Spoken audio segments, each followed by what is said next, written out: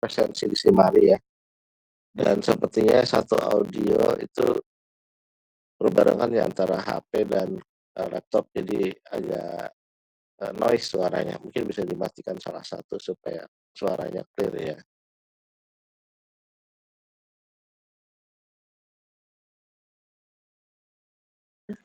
Baik Bapak, saya akan mulai. Sebelumnya saya izin bertanya kepada kelompok 4, apakah sudah standby untuk merecord perjalanan presentasi kita pada hari ini?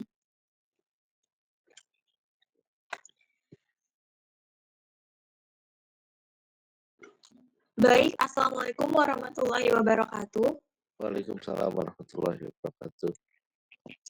Selamat pagi dan salam sejahtera bagi kita semua. Sebelumnya saya ucapkan terima kasih banyak kepada Bapak Dr. Insinyur Syahrial Syadik SMM selaku dosen pengajar mata kuliah pengantar ekonomi mikro pada semester ini dan seluruh teman-teman serta rekan kelompok kami yang saya cintai dan saya banggakan. Sebelumnya, izinkanlah saya memperkenalkan diri terlebih dahulu. Perkenalkan, saya Salvia Zara Taufik dengan NIM 24103131-214 selaku moderator pada kelompok 3 hari ini yang akan memandu kegiatan diskusi serta presentasi kita pada hari ini. Baiklah, sebelum memulai presentasi pada kali ini, izinkanlah rekan-rekan kelompok saya untuk memperkenalkan terlebih dahulu.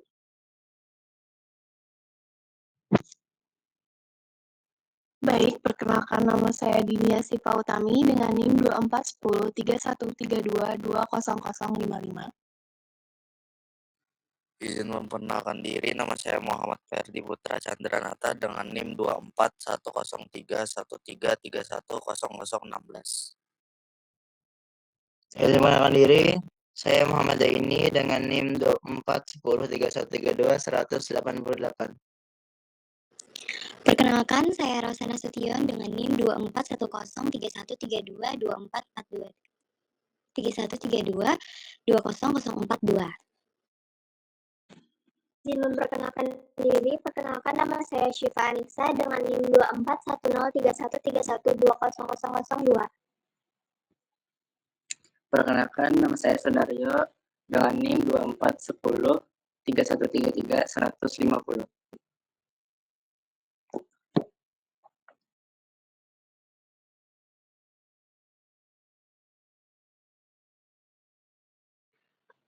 Oke, baik. Hari ini kita akan membahas mengenai teori konsumen, teman-teman semua. Dan di sini topik pembahasan yang akan kami bahas ke depannya terbagi menjadi 2 submateri utama, yakni dengan pondasi pertamanya adalah teori tingkah laku konsumen tersebut. Pertama di sini ada materi tentang teori nilai guna atau utility. Dan sini subbab materinya pertama nanti ke depannya kami akan menjelaskan mengenai teori nilai guna atau utility dan pemaksiman nilai guna. Lalu yang B syarat untuk mencapai kepuasan maksimum. Yang C di sini nanti ada teori nilai guna dan teori permintaan. Lalu dilanjutkan dengan pemaparan materi mengenai paradoks nilai. Dan yang terakhir ada surplus konsumen. Dan kedepannya nanti akan dilanjutkan dengan bagaimana sistematika analisis kurva kepuasan yang sama, yang nantinya materi tersebut ada mengenai garis anggaran pengeluaran, lalu dilanjutkan dengan keseimbangan konsumen, dan yang terakhir mengenai efek penggantian dan efek pendapatan teman-teman semua.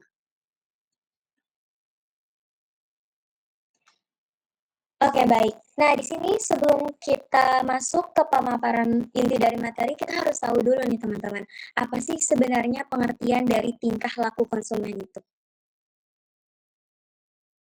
Nah, baik. Nah, di sini teori tingkah laku konsumen dapat dianalisis sebagai 2 pendapat teman-teman. Yang pertama adalah teori tingkah laku konsumen berarti artinya alasan para pembeli atau konsumen untuk membeli lebih banyak barang pada harga yang lebih rendah dan mengurangi pembeliannya pada harga yang tinggi.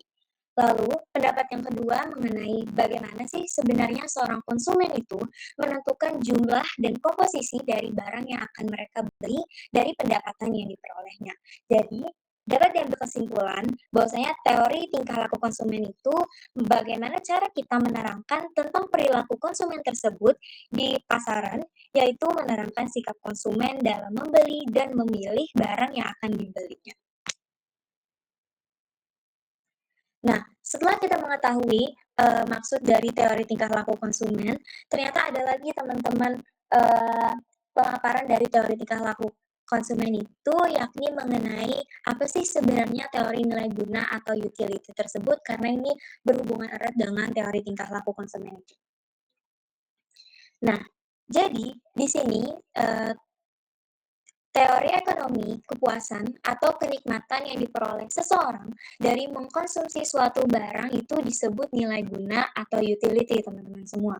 Kalau kepuasan itu semakin tinggi, maka semakin tinggilah nilai guna atau utility-nya, teman-teman semua. Nah, jadi ternyata nilai guna dibedakan menjadi dua pengertian yang perlu kita ketahui. Ada yang pertama, yakni nilai guna total, yang kedua ada nilai guna marginal, yang dimana nilai guna total itu adalah jumlah seluruh kepuasan yang diperoleh dari mengkonsumsi sejumlah barang tertentu. Sedangkan pengertian dari nilai guna marginal tersebut berarti pertambahan atau juga bisa pengurangan kepuasan sebagai akibat dan pertambahan atau pengurangan penggunaan satu unit barang tertentu.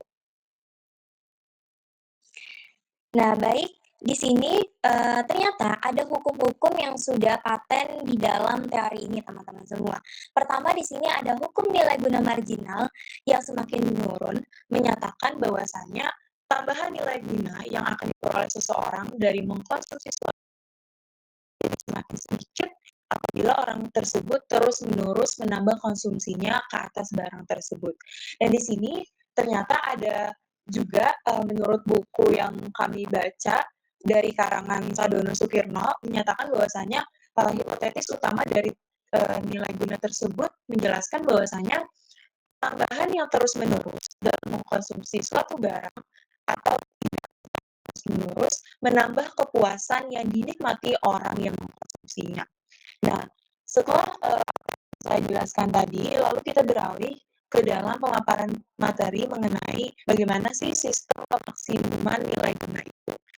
Jadi, dari pemaksimuman nilai guna ini, bahwasanya setiap orang akan berusaha untuk memaksimalkan kepuasan yang akan dinikmatinya, teman-teman.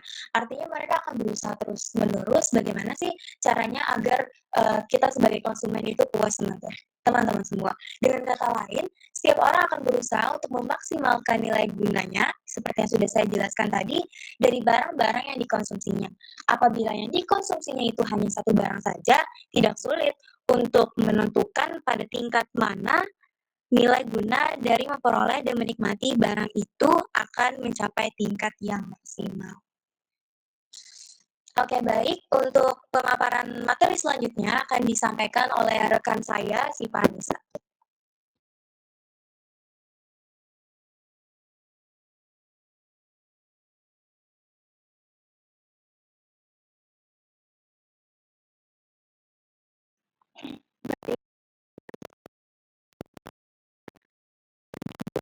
Syarat untuk mencapai kepuasan harus dipenuhi. Setiap rupiah yang dikeluarkan untuk membeli unit tambahan berbagai jenis barang yang sama besarnya. Hipotesis dari syarat pemaksimum nilai guna sebagai berikut.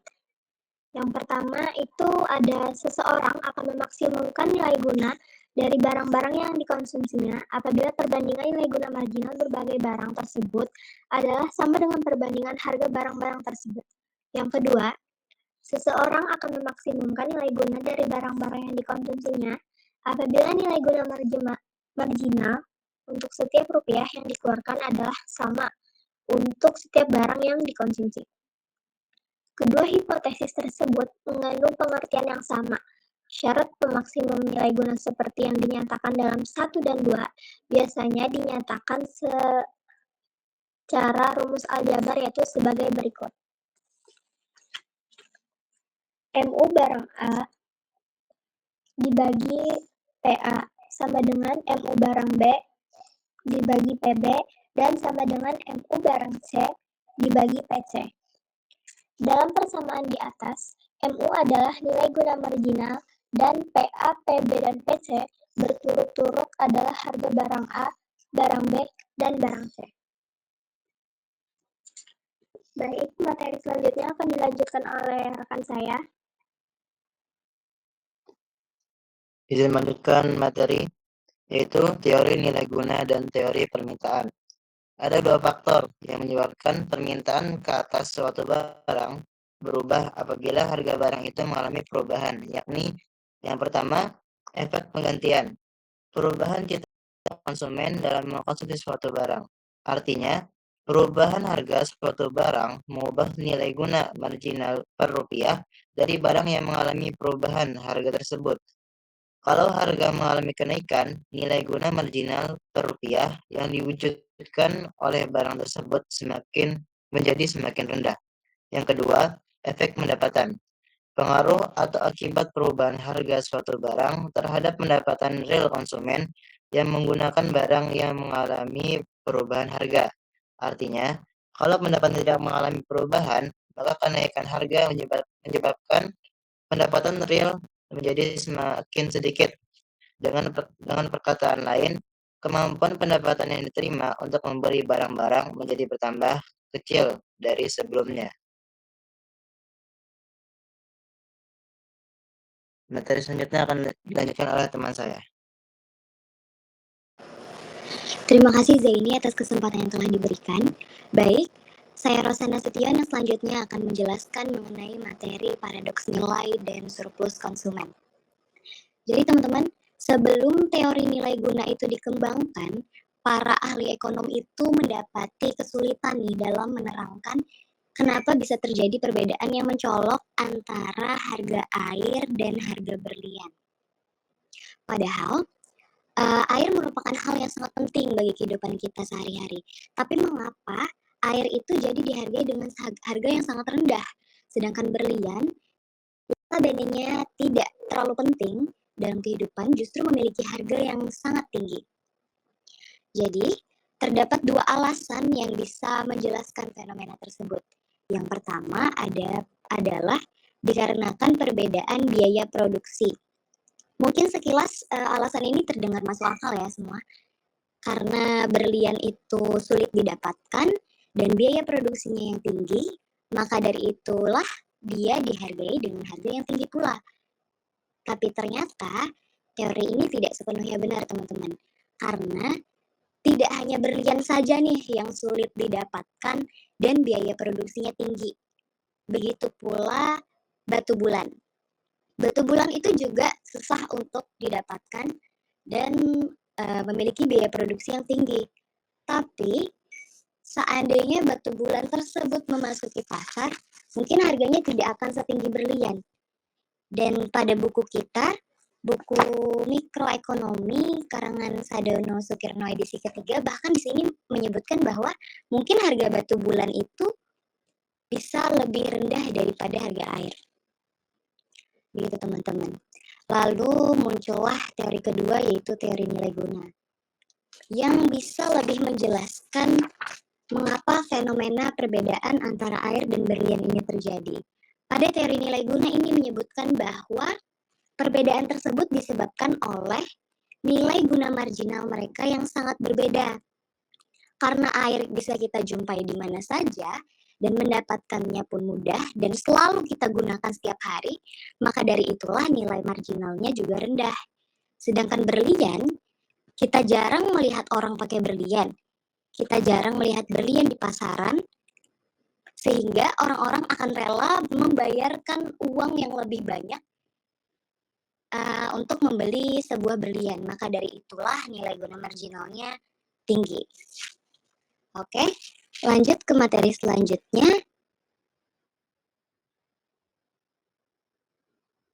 yaitu surplus konsumen. Surplus konsumen merupakan kelebihan kenikmatan konsumen dalam mengkonsumsi sesuatu barang apabila dibandingkan dengan pembayaran yang perlu dilakukan untuk memperoleh barang tersebut.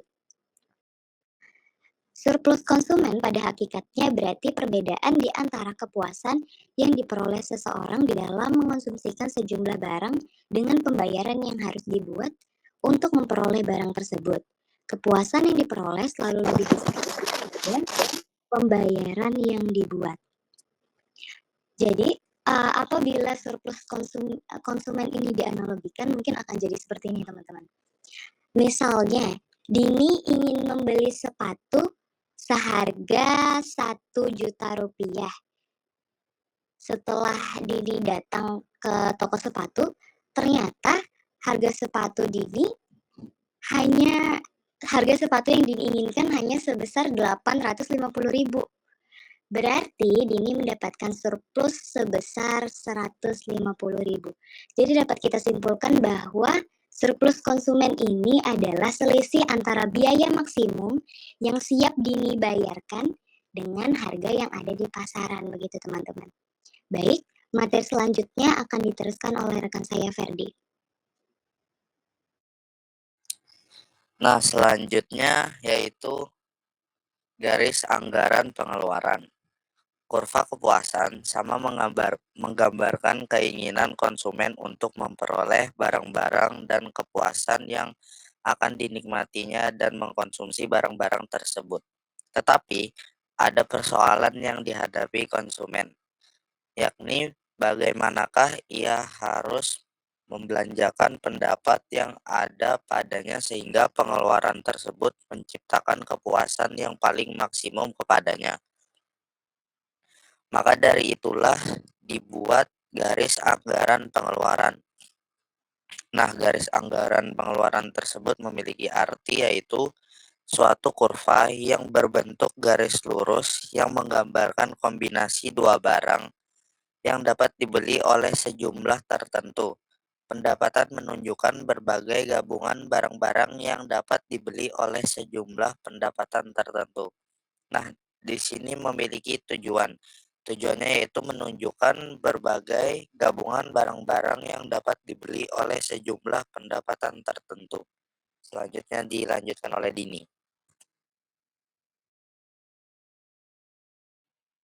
Baik, materi selanjutnya itu ada keseimbangan konsumen. Jadi, apa sih keseimbangan konsumen itu? Keseimbangan konsumen adalah keadaan di mana seorang konsumen memaksimalkan utilitas dari barang dan jasa yang dikonsumsinya, dengan mempertimbangkan batasan anggaran yang dimilikinya. Dalam kondisi ini, konsumen tidak memiliki insentif untuk mengubah pola konsumsi mereka, karena mereka sudah mendapatkan kepuasan maksimum dari pilihan yang ada.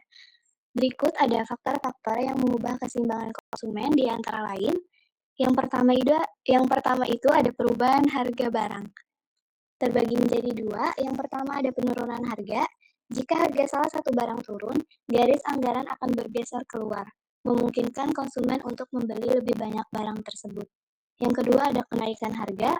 Sebaliknya, jika harga naik, garis anggaran akan bergeser ke dalam, mengurangi jumlah barang yang akan dibeli. Selanjutnya ada perubahan pendapatan. Terbagi menjadi dua juga. Yang pertama ada kenaikan pendapatan.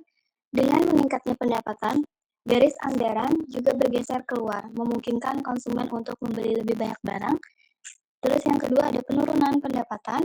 Penurunan pendapatan akan menyebabkan garis anggaran bergeser ke dalam. Yang ketiga ada perubahan preferensi konsumen. Preferensi atau selera konsumen dapat berubah seiring waktu akibat berbagai faktor seperti tren sosial, iklan, atau pengalaman pribadi. Perubahan ini dapat menggeser kurva indifference ke arah kombinasi barang yang lebih disukai. Selanjutnya ada efek substitusi dan efek pendapatan.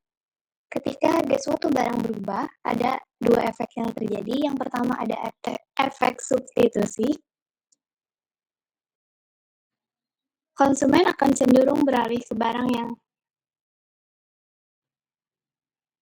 konsumen akan cenderung beralih ke barang lain yang lebih murah. Yang kedua ada efek pendapatan. Perubahan harga juga mempengaruhi daya beli konsumen. Selanjutnya materinya akan disampaikan oleh rekan saya.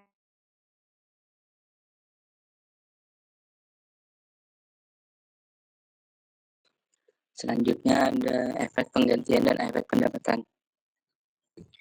Hukum permintaan yang menyatakan bahwa ceteris paribus kalau harga naik, permintaan berkurang, dan sebaliknya. Jika harga turun, maka permintaan bertambah. Yang pertama, efek penggantian. Artinya konsumen lebih banyak mengkonsumsi barang itu dan mengurangi konsumsi barang lain. Yang kedua, ada efek pendapatan. Artinya penurunan harga menambah pendapatan konsumen dan kenaikan pendapatan real. Ini akan menambah konsumsi berbagai barang. Kesimpulannya, di mana efek penggantian menyebabkan konsumen menambah konsumsi barang yang mengalami penurunan harga, serta mengurangi konsumsi barang lainnya. Sedangkan efek pendapatan karena adanya kenaikan pendapatan real menyebabkan konsumsi atas dua barang tersebut akan bertambah. Saya kembalikan kepada moderator.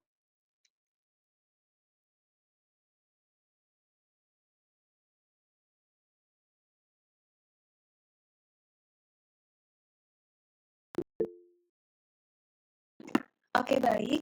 Pada kesempatan kita kali ini, kita sudah memasuki ke sesi pertanyaan. Sebelumnya saya izin bertanya kepada Bapak, untuk sesi kali ini pertanyaan kita untuk berapa orang, Pak? Ya, dimaksimalkan saja waktunya ya. Nanti yang bertanya silakan di list di grup juga.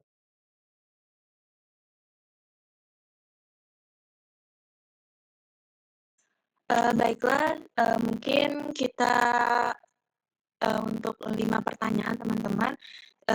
Sepertinya ini sudah banyak sekali yang mengajukan tangannya. Baik, untuk pertanyaan dan NIM-nya bisa kalian tulis di komen Google Meet ini, teman-teman.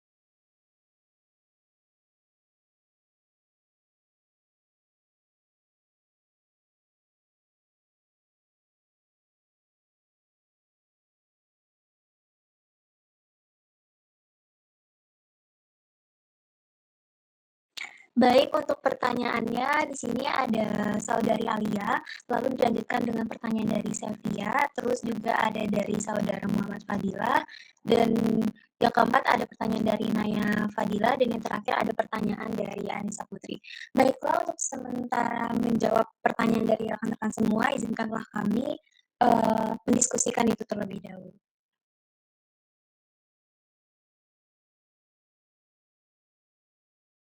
Oke, baik, kepada Alia bisa untuk diajukan pertanyaannya. Baik, terima kasih.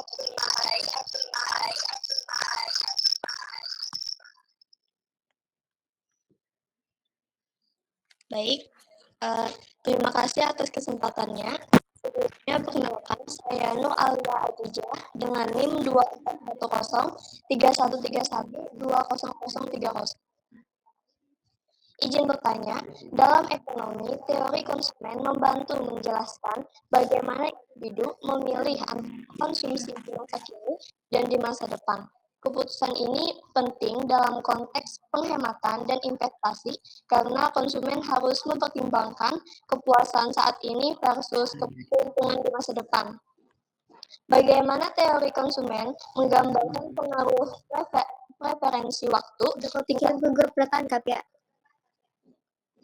tingkat bunga dan ekspektasi ekonomi dalam menentukan apakah seseorang lebih memilih konsumsi saat ini atau menyimpan untuk kebutuhan masa depan. Terima kasih.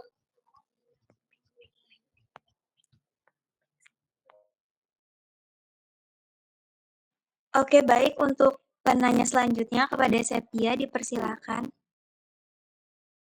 Baik, terima kasih atas kesempatannya. Perkenalkan, nama saya Sepia Wiharasnanda Imayanti Swaksono. Pertanyaan saya, bagaimana peran pemerintah dalam meningkatkan nilai guna atau utility di pasar saat daya beli masyarakat menurun? Terima kasih. Baiklah, untuk penanya selanjutnya dipersilakan kepada Saudara Padilla. Oke, baik. Perkenalkan, nama saya Muhammad Fadila dengan NIM 2410313118. Tadi kan sudah dibahas mengenai syarat pemaksimuman nilai guna, tetapi saya masih kurang paham tentang hal tersebut. Pertanyaannya, saya terkait dengan submateri tersebut, tolong kalian jelaskan menggunakan bahasa kalian tentang apa saja yang dapat dijadikan indikator untuk mengetahui bahwa konsumen itu puas atau tidaknya dengan apa yang ia beli. Dan menurut kalian, stimulus atau kebijakan apa yang paling efektif untuk mendorong keputusan pelanggan agar tertarik dengan apa yang kita tawarkan? Terima kasih.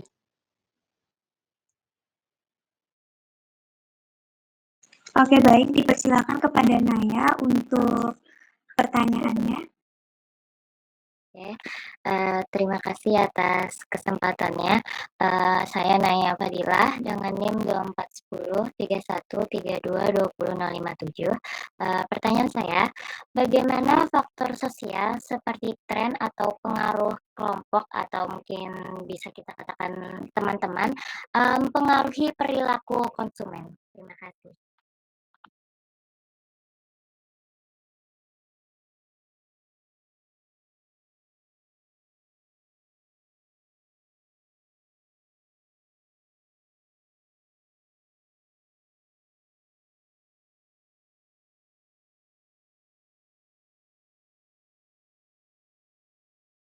Baik, untuk penanya terakhir dipersilahkan teman-teman.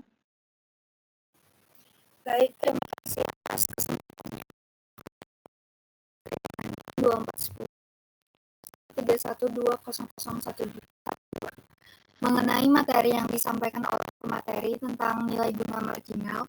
Jadi pertanyaan saya ialah bagaimana nilai guna marginal dapat mempengaruhi keputusan konsumsi seorang individu saat anggaran individu tersebut terbatas. Terima kasih.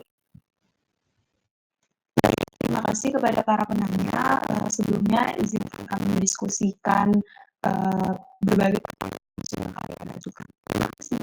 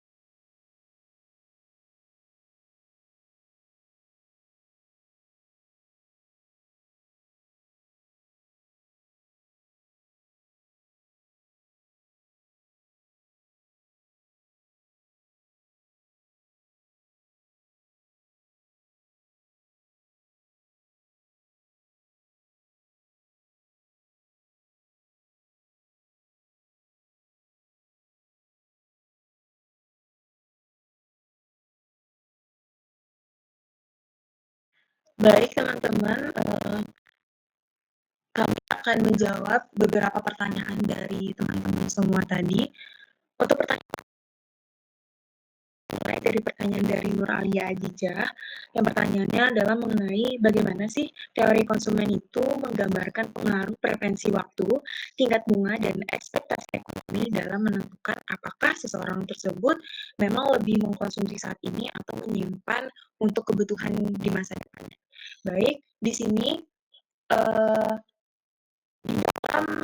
di dalam teori ini ada 3 faktor utama yang memang sangat sangat berkegantungan pada materi ini, yakni pertama adalah faktor preferensi ini. Nah, di mana faktor preferensi waktu ini itu merujuk pada sejauh mana sih seorang individu itu lebih suka mengkonsumsi ini daripada konsumsi di masa depan. Nah, artinya itu cenderung lebih memilih konsumsi sekarang karena ketidakpastian di masa depan. Artinya mereka tidak bisa menganalisis kebutuhan mereka di masa depan, apalagi terlepas dari umur mereka, karena kebutuhan setiap orang pun juga berbeda-beda setiap bertambah usia. Nah, semakin tinggi preferensi waktunya, maka semakin sedikit mereka tinggi preferensi waktunya, maka mereka lebih suka untuk mendapatkan barang atau jasanya sekarang. Maka semakin sedikit mereka cenderung menabung itu. Lalu ini sangat berpengaruh juga teman-teman mengenai tingkat bunga. Kenapa? Karena tingkat bunga ini sangat berpengaruh besar dalam keputusan menabung atau mengkonsumsi. Nah, jika tingkat bunga itu tinggi, maka menabung lebih menguntungkan karena mereka akan menerima lebih banyak bunga di masa depan. Sehingga orang akan lebih cenderung menabung daripada mengkonsumsi tersebut. Lalu untuk faktor yang ketiga, faktor yang terakhir mengenai ekspektasi ekonomi, bahwasanya ekspektasi ekonomi ini mengenai kondisi ekonomi kita di masa depan.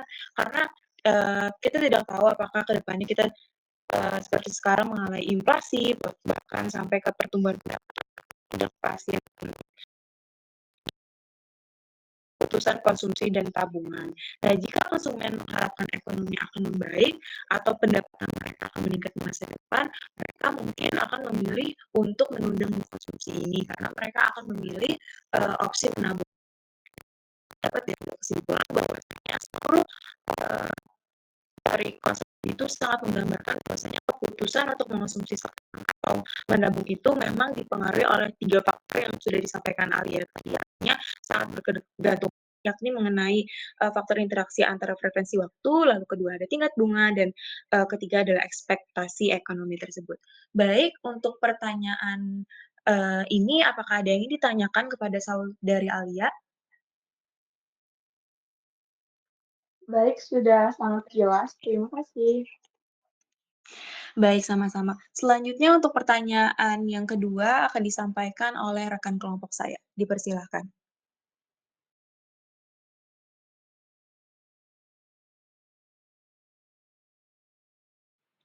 Izin menjawab pertanyaan dari Sepia Wirahasnanda Imayanti Selasono dengan pertanyaan bagaimana peran pemerintah dalam meningkatkan nilai guna atau utility di pasar saat daya beli masyarakat menurun.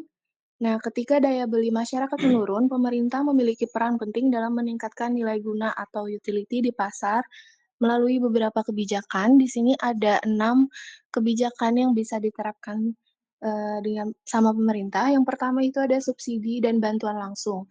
Pemerintah dapat memberikan subsidi pada barang-barang pokok atau bantuan langsung tunai atau BLT untuk meringankan beban masyarakat, sehingga daya beli tetap terjaga dan kebutuhan dasar tetap terpenuhi. Yang kedua ada pengurangan pajak atau insentif. Nah, pengurangan pajak pada barang konsumsi atau insentif bagi pelaku usaha bisa membantu menurunkan harga produk. Dengan harga yang lebih terjangkau, masyarakat lebih mampu membeli barang-barang yang dibutuhkan yang meningkatkan nilai guna. Yang ketiga ada pengembangan lapangan kerja dan stimulus ekonomi. Dengan membuka lapangan kerja baru atau memberikan stimulus kepada sektor usaha, pemerintah bisa meningkatkan pendapatan masyarakat. Nah, ketika pendapatan masyarakat bertambah, daya beli masyarakat pun akan meningkat sehingga mereka dapat memenuhi kebutuhan dengan lebih baik. Yang keempat ada kebijakan kredit atau cicilan terjangkau. Nah, pemerintah dapat bekerja sama dengan lembaga keuangan untuk menyediakan kredit atau cicilan dengan bunga rendah, terutama untuk pembelian barang-barang pokok atau produk penting lainnya. produk kebutuhan penting lainnya. Yang kelima ada kontrol harga dan pengawasan pasar. Nah, dengan mengendalikan harga dan mencegah spekulasi, pemerintah memastikan barang-barang tetap terjangkau bagi masyarakat, sehingga nilai guna yang diperoleh dari pembelian lebih optimal. Dan yang terakhir itu ada pendidikan dan kesadaran konsumen. Memberikan edukasi kepada masyarakat tentang konsumsi bijak dan manajemen keuangan dapat membantu mereka mengoptimalkan pengeluaran dan dapat mendapatkan nilai guna yang lebih tinggi dari setiap pembelian. Nah, dengan kombinasi kebijakan ini, pemerintah dapat menjaga kesejahteraan masyarakat meskipun daya beli sedang menurun, sehingga nilai guna dari konsumsi mereka tetap dapat maksimal. Baik, untuk pertanyaan ini apakah sudah cukup jelas untuk Saudari Sepia Wirahasnanda Imayanti Sulaksono? Baik, sudah cukup jelas. Terima kasih. Baik, kita akan berlanjut ke pertanyaan ketiga ya teman-teman. Silakan.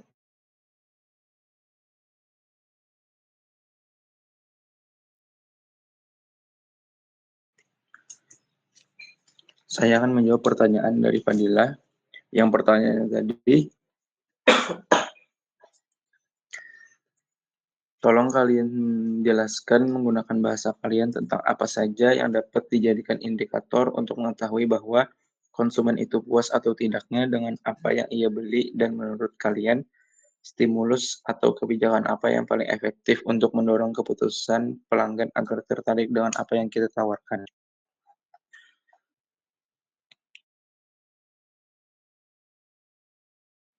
Untuk yang pertama, ada indikator konsumen puas atau tidak puas. Ada beberapa indikator yang bisa digunakan untuk mengetahui apakah konsumen puas dengan apa yang ia beli atau tidak. Yang pertama ada frekuensi pembelian utang. Jika konsumen sering membeli produk yang sama berulang kali, ini bisa menunjukkan bahwa mereka puas dengan produk tersebut. Yang kedua ada feedback dan ulasan positif. Konsumen yang puas cenderung memberikan ulasan atau testimoni positif, baik melalui media sosial, e-commerce, maupun dari mulut ke mulut. Yang ketiga ada rekomendasi ke orang lain. Konsumen yang puas biasanya akan merekomendasikan produk tersebut kepada teman, keluarga, atau kolega. Ini adalah bentuk endorsement dari pelanggan yang puas.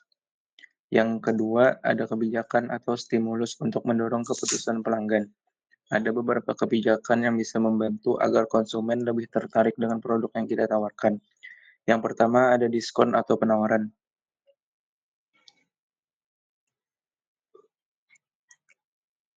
Diskon atau promo khusus bisa menjadi daya tarik utama. Ini memberikan kesan value for money atau nilai lebih kepada konsumen.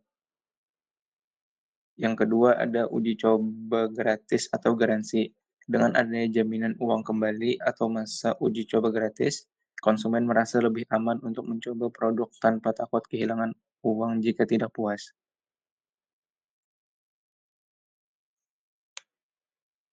Selanjutnya ada kombinasi dari indikator kepuasan konsumen. Ini adalah stimulus yang tepat, akan sangat membantu dalam memahami kebutuhan pelanggan dan mendorong mereka untuk lebih tertarik dan loyal pada produk kita. Untuk pertanyaan ini apakah sudah jelas? Terima kasih Aryo, sudah jelas. Terima kasih kembali.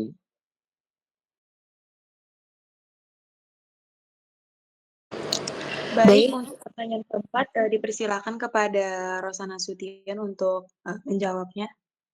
Baik, izin menjawab pertanyaan dari Saudari Naya Fadila. Dengan pertanyaan bagaimana faktor sosial seperti tren atau pengaruh kelompok mempengaruhi perilaku konsumen. Tentu saja, faktor sosial seperti tren dan pengaruh kelompok sangat berperan dalam mempengaruhi perilaku konsumen. Dan cara pengaruh tersebut bekerja adalah yang pertama, pengaruh kelompok. Konsumen cenderung dipengaruhi oleh kelompok yang mereka anggap relevan atau dihormati, seperti teman, keluarga, atau rekan kerja. Mereka seringkali mengadopsi produk atau merek yang populer di lingkungan sosial mereka agar merasa diterima atau sejalan dengan lingkungan tersebut. Yang kedua, tren sosial dan media sosial.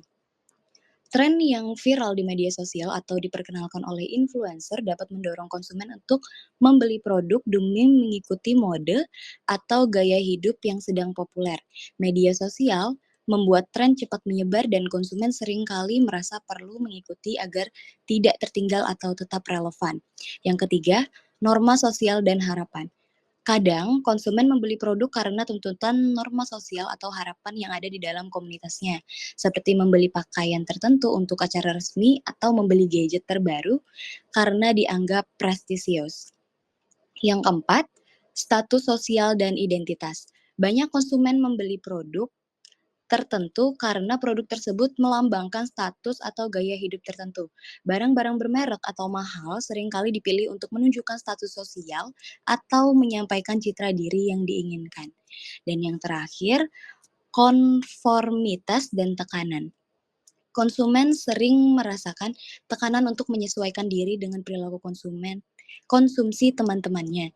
Misalnya, jika semua orang di lingkaran sosialnya memiliki gadget terbaru, mereka mungkin merasa terdorong untuk membeli produk yang sama agar tidak merasa tertinggal. Jadi, secara keseluruhan, faktor sosial membuat konsumen cenderung terpengaruh oleh orang-orang di sekitar mereka dalam mengambil keputusan pembelian, baik karena keinginan untuk diterima, meniru tren, atau memperkuat identitas sosial. Baik, apakah sudah dapat dipahami? Ya, dapat dipahami. Terima kasih. Sama-sama. Selanjutnya untuk pertanyaan terakhir, pertanyaan kelima, dipersilakan kepada si Panisa untuk menjawab pertanyaannya. Baik, saya Syifa Anissa, izin menjawab pertanyaan dari Anissa Putri. Pertanyaannya yaitu bagaimana nilai guna marginal dapat mempengaruhi keputusan konsumsi seorang individu saat anggaran individu tersebut terbatas. Nah, jadi seperti yang kita tahu, nilai guna marginal atau marginal utility adalah tambahan kepuasan yang diperoleh individu dari mengonsumsi satu unit tambahan barang atau jasa. Nah, dalam situasi ini, individu akan cenderung mengalokasikan anggaran pada barang-barang yang memberikan nilai guna marginal yang lebih tinggi per satuan harga, dengan tujuan memaksimalkan kepuasan total. Jika nilai guna marginal suatu barang lebih rendah daripada barang lain, individu cenderung mengurangi konsumsi barang tersebut dan mengalokasikan anggaran ke barang dengan nilai guna marginal lebih tinggi. Prinsip ini biasa dikenal sebagai Law of Diminishing Marginal Utility, yang menyatakan bahwa semakin banyak unit suatu barang dikonsumsi, nilai guna marginal barang tersebut cenderung menurun. Oleh karena itu, dalam kondisi ini, anggaran terbatas, konsumen akan berhenti menambah konsumsi barang tertentu ketika nilai guna marginalnya tidak lagi sepadan dengan pengorbanan atau biaya tambahan yang dikeluarkan, dan mereka akan mencari kombinasi konsumsi yang optimal untuk mencapai kepuasan maksimal sesuai anggaran. Baik, apakah sudah terjawab, Anissa Putri? Apakah jelas? Ya, jelas. Baik, terima kasih. Terima kasih.